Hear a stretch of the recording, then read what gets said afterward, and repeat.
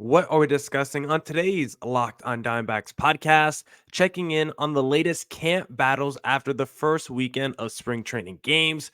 Who's in the lead for the number 5 job in the rotation? Which prospect has been turning heads all weekend? And so much more on today's Locked on Diamondbacks podcast. You are Locked on Diamondbacks, your daily Arizona Diamondbacks podcast, part of the Locked On Podcast Network, your team every day.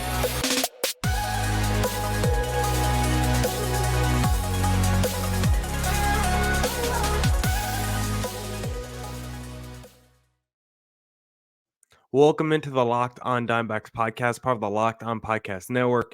Your team every day. You're listening to who? The always charismatic host of this podcast, Millard Thomas. I'm a multimedia journalist and I'm a graphic designer. So please go check out my website, millardthomas24.myportfolio.com. On there you can see all my latest work, from my packages to my articles to my photos and my graphic design.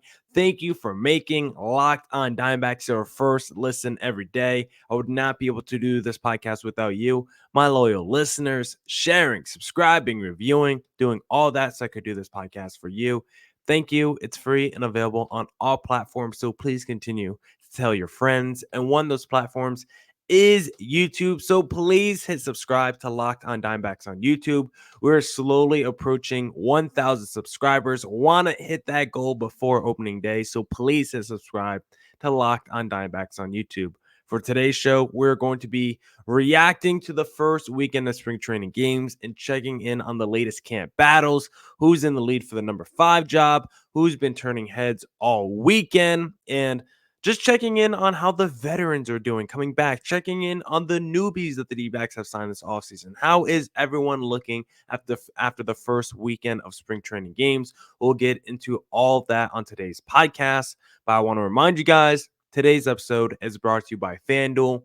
Make every moment more. New customers, join today and you'll get $150 in bonus bets if your first bet of $5 or more wins.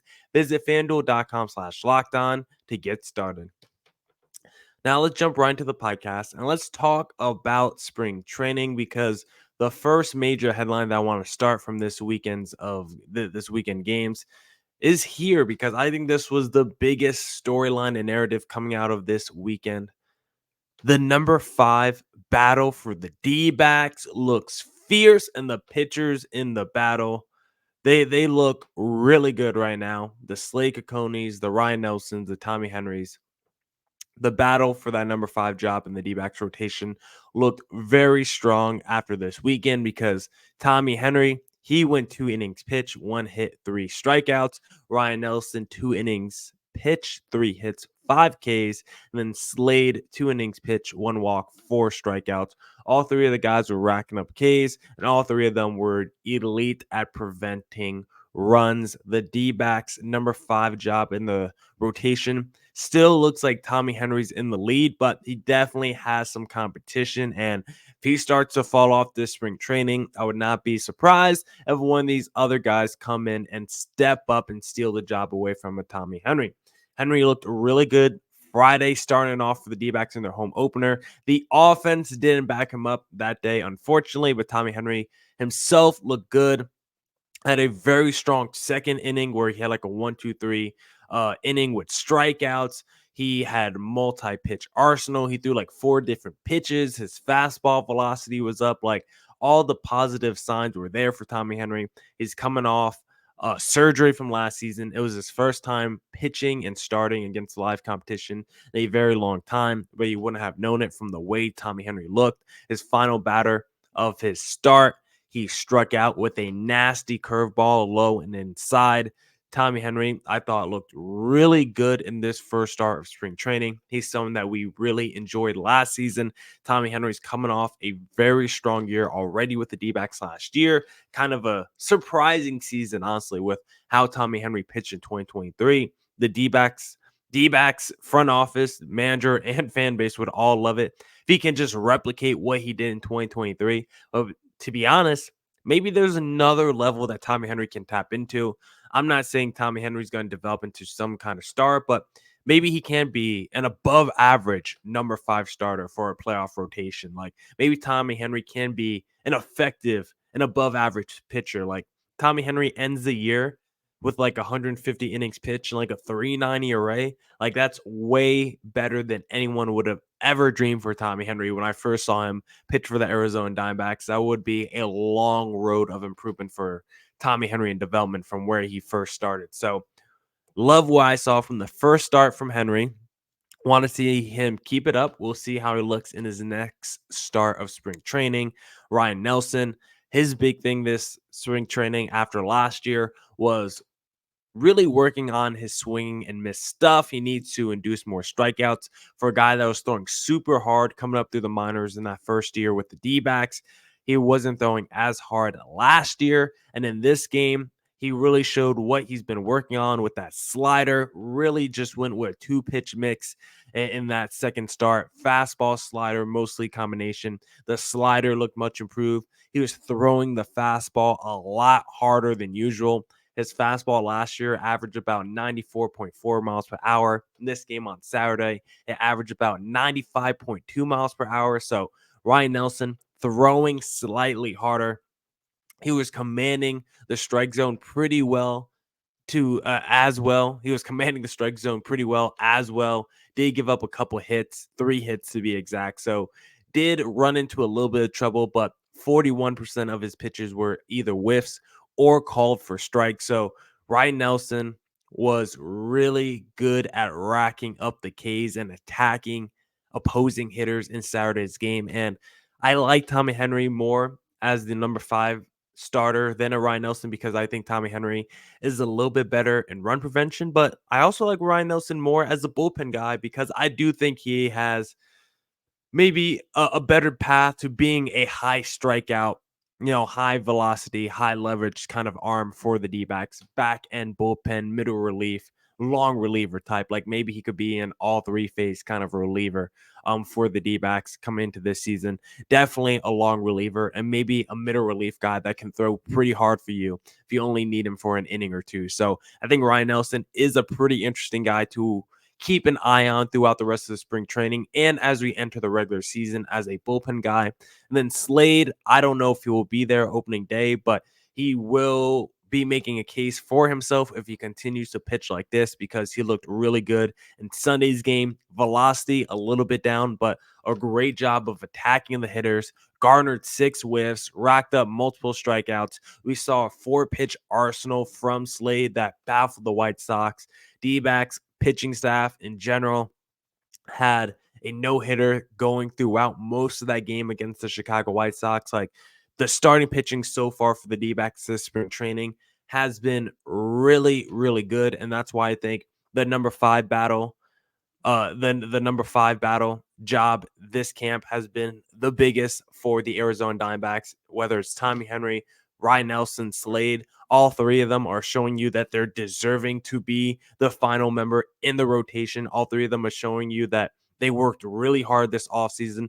They're all trying to improve their stuff, and they all want to be a part of a ball club that has aspirations of going to the World Series and winning it all. If you're a young guy, being in that kind of winning environment and pressurized environment, I think is good for your development. So the Henrys, the Slades, the Ryan Nelsons are all trying to prove something. They're all trying to prove their worth and show that they deserve to be on the team that's trying to compete. And if you're those guys and you do make the roster, then that shows you how valuable you are to a ball club that is trying to win games this upcoming season and does have expectations of winning it all. So really love the battle for the number 5 job in the D-backs rotation through the first weekend of spring training games. And we'll talk about the other battles and check in on who's winning those from the D-backs camp through the first weekend of spring training games. But of course, if you want to bet on the D-backs to win the World Series in 2024, if you want to place the little futures bet down, the best place to do that is FanDuel Sportsbook, because get buckets with your first bet on FanDuel, America's #1 sportsbook. Right now, new customers get $150 in bonus bets with any winning $5 bet. That's $150 if your bet wins. Bet on all your favorite NBA players and teams with quick bets, live same game parlays, exclusive props, and more. My favorite thing to do is the same game parlay. whenever the Lakers are playing against a mediocre opponent. Give me 80 over in points, 80 over in rebounds, and that Lakers money line. It doesn't always hit, but when it does, I get a big smile on my face, and I love seeing the money hit my account. And if you want to see the money hit your account, just visit fanduel.com/lockedon and shoot your shot today. FanDuel, official sportsbook partner of the NBA.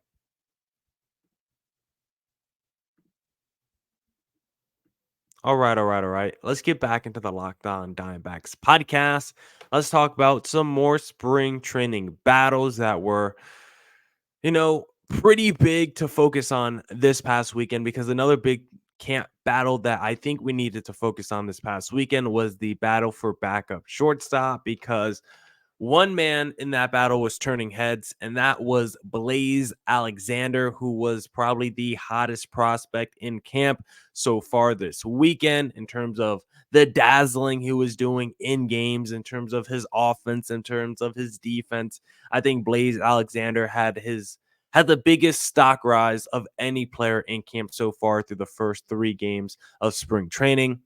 The Dbacks front office, Mike Hazen, everyone has talked about wanting Jordan Lawler to probably be there from the rip, right? Be there from opening day. But for his development, they want to get him as many looks as possible from the jump. They want him to be almost an everyday player from the jump. And that's just not really feasible with how the D-backs are set up right now.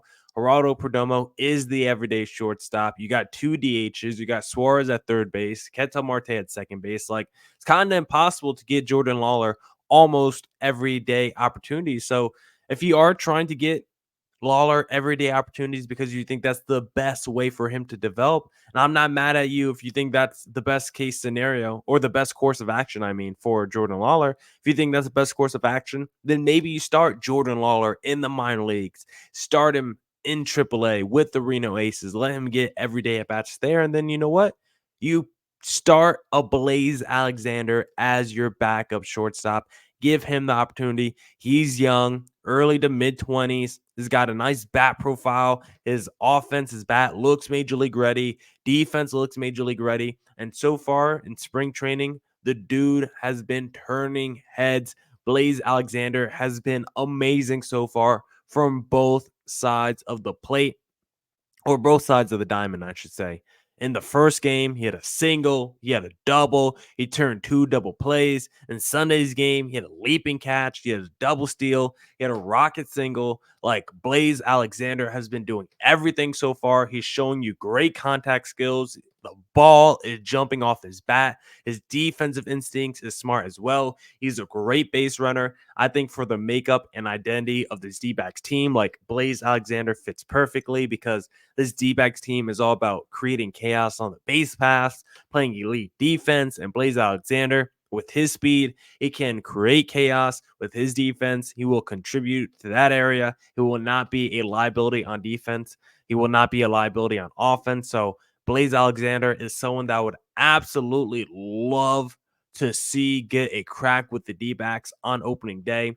Last year, he was someone that we talked a lot about with Nash Walker as someone that we were keeping an eye on, because we love the way that Blaze Alexander looked last year in AAA with the Reno Aces. He had himself a hell of a season last year.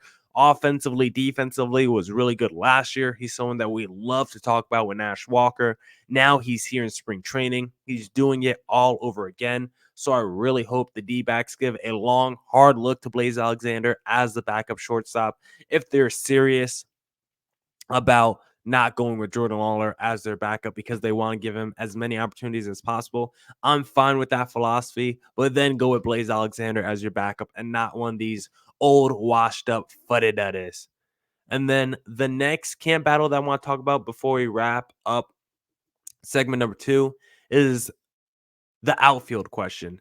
Are the D-backs going to allow another outfielder on the opening day roster than what we previously discussed? Because the last time we looked at the D-backs opening day roster, it was, are the D-backs going to bring on a 4th outfielder? And really, technically, it was a 5th outfielder, because Jock Peterson, despite being the DH for the D-backs, he is an outfielder technically as well. So previously, the conversation was Gurriel, Carroll, Thomas, and then there was Jock Peterson there, but it was who's going to win that fourth, fifth outfield job, right? Is it going to be Jake McCarthy or is it going to be Jorge Barrosa? That was pre-Randall Grichuk signing with the D-backs. It felt like a lock that either Jake McCarthy or Jorge Barrosa was going to get one of those bench jobs for the D-backs. But now that the D-backs have signed Randall Grichuk, like, does it make sense for Jake McCarthy or Barrosa to get a bench spot? Because beyond,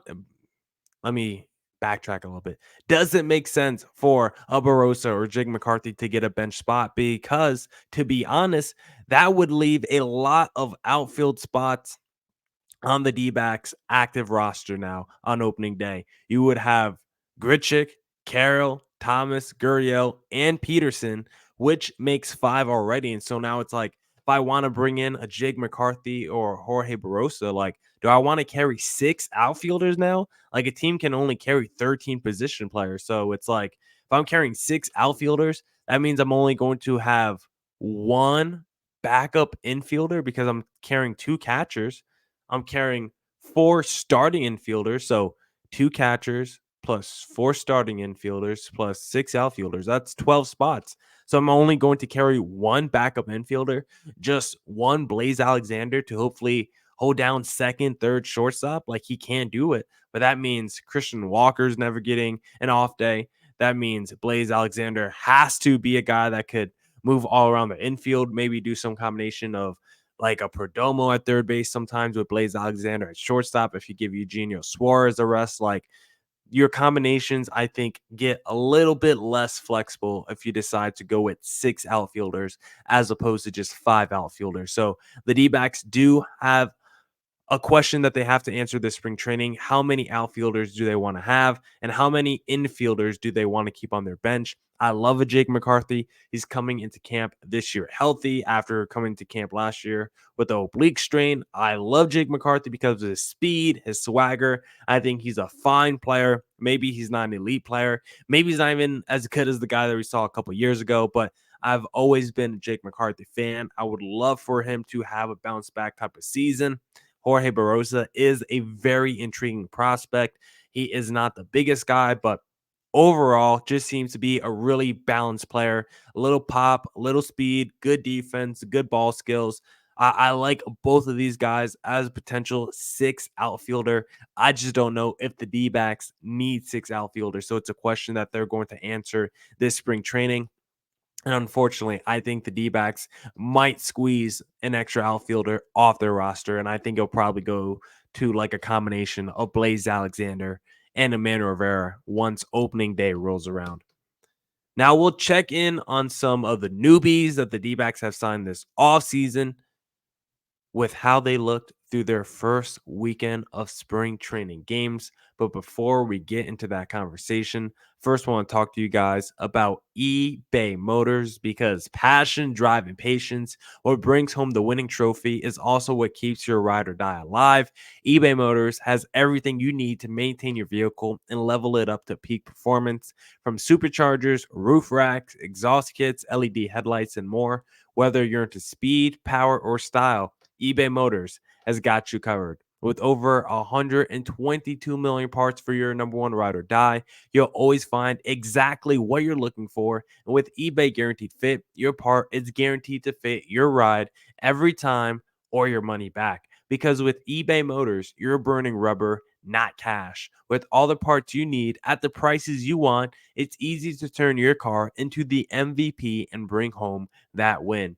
Keep your ride or die alive at ebaymotors.com. Eligible items only. Exclusions apply. eBay Guaranteed Fit only available to U.S. customers. All right. Let's get back into the Locked On Diamondbacks podcast. If you like the show, please follow me on Twitter at CareerThomas24 for my personal account, or look up Locked On Diamondbacks both Twitter and Instagram for the podcast handle. But now let's get back into the podcast and discuss a little bit more of our reactions from the first week in the spring training games.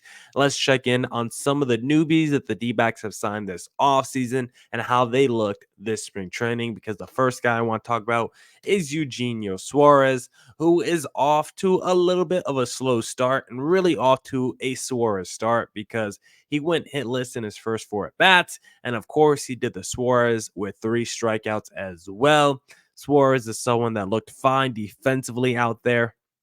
And that was one of the other things that I was looking for. How does his fluidity look at third base as opposed to a guy like Evan Longoria, who was there last year? And Suarez, I mean, I thought he looked fine running around the bases and just running around the field. I think as an athlete, he is probably better than where Evan Longoria was last year, despite being, a little bit thicker than Evan Longoria. I thought Suarez moved around and looked pretty healthy out there on the field. Want him to display some of that pop because, like I said, I'm okay with the strikeouts from Eugenio Suarez if we also get the power at the same time. If he's smashing 25 to 35 home runs, I don't care if he leads the league in strikeouts. I'm expecting this Eugenio Suarez season. I don't know why I couldn't say season. I'm expecting this Suarez season to be very reminiscent of what Mark Reynolds used to do with the D-backs, because if you go look at Mark Reynolds with the D-backs, he was hitting 44 home runs, 32 home runs, but he was also striking out over 200 times in a single season, but would also have an OPS near 800. So if Suarez is a 240 guy, 790 OPS with 30 home runs and 190 strikeouts, I will definitely take that as a D-backs fan. So hopefully Suarez doesn't just strike out, awfully also displays some of that pop once we get to the regular season. Jock Peterson, though, he was looking pretty good so far. He drew a walk. He drew a couple walks in that first game against the Colorado Rockies. And then Jock Peterson, in his final game this past weekend, was able to get a couple of big knocks as well, was really important in that game 2 against the Colorado Rockies, where he had 2 hits, 2 RBIs, and a run scored. I think Jock Peterson is going to quickly become a D-backs fan favorite this season, especially once he gets some big moments against the San Francisco Giants and the Dodgers against some of his former teams. I think Jock Peterson is quickly going to rise up the top of D-backs fans' favorite player power rankings. Be on the lookout for that. Jock Peterson going to be a top 5 favorite D-back by the end of the season. And then let's check in on some of the veteran standouts that's already been on the D-backs. Alek Thomas had himself a very good Saturday. A couple of rockets off a lefty, something that we really want to see Alek Thomas get better at this season, a big step in his development, because Alek Thomas is a big X factor as an offensive player this year for the D-backs. He has been awful in those lefty versus lefty situations. And if this year he can come through against more left-handed pitching, that will truly make Alek Thomas an elite everyday player. You already know about the defense. He's fine, I guess, against right-handed pitching. Not even great in that scenarios. But if he can get league average against left-handed pitching, Alek Thomas can be an above average everyday major leaguer then. Once the offense gets a little bit better against left-handed pitching and against right-handed pitching too, for that matter. Ketel Marte, he looks like he's not skipping a beat from the postseason at all. Multiple hits so far, 2 games. Hits in both of his 2 games in spring training so far. I mean, the dude is already off to a hot start. A hit in every game is what I want to say so far this spring training. Let me clean it up a little bit. Ketel Marte, I mean, he's a hitting machine. And it feels like we're getting back to like the 2019, 2021 Ketel Marte. Even, what was it, 2022 Ketel Marte when he only played half the season? Was it 2022? No, 2021 Ketel Marte is when he played half the season. But 2021 Ketel Marte and 2019 Ketel Marte, it felt like every time he was at bat, he could get a base hit. Those Ketel Martes were when he was batting like 320, and it just felt like anytime he swung at a pitch, it was going to be a single or a double, or he was going to work his way to getting on base. Ketel Marte, big bounce back last season, but still not that peak Ketel Marte like we usually see in those odd years. Ketel Marte is someone that I think can bat 330 and make you feel like he's a guaranteed hit every time he's at the plate. And so far, from what we saw in the postseason and what we've seen this spring training, maybe that Ketel Marte is back, and maybe we're in for a monster Ketel Marte season where he looks like the best second baseman once again in Major League Baseball. And then finally, Jace Peterson. He had a couple big hits in Sunday's game. He looked pretty good himself. Don't love to always give praise to Jace Peterson, or excuse me, in Saturday's game, he had a couple big hits, a couple RBIs. And then Miguel Castro, also a couple of big strikeouts in Saturday's game, 1 inning pitch. He looked pretty good as well. Miguel Castro is someone that was really good in the first half for the Dbacks last year, struggled big time in the second half. Want to see first half Castro back with the Dbacks, and I want to see first half Castro pitching for a full season, because that guy was a really highly effective reliever. So hopefully that guy can be back for the D-backs in 2024. Now that's it for this edition of the Locked on Diamondbacks podcast. Come back tomorrow for more Diamondbacks news coverage and insight. And as always, stay safe, stay healthy. Doses.